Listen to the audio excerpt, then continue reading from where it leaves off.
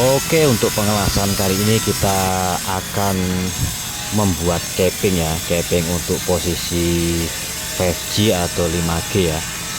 Posisinya dari jam 6 sampai ke jam 9. Jadi untuk capping ini kuncinya kalau fcaw di pengerindaan ya. Jadi pengerindaannya harus betul-betul bagus ya. Kalau pengerindaannya bagus, hasil cappingnya pasti juga akan bagus. Jadi bagaimana prosesnya kita ikuti saja videonya, jangan di skip biar tidak salah paham. Di sini kita menggunakan ampernya 175 sampai 185 ya. Untuk voltasenya kita menggunakan 23,5 sampai 24,5. Jadi itu semua tergantung dengan kondisi mesin ya. Jadi antaranya naik turunnya segitu ya. Jadi bagaimana prosesnya kita simak saja videonya.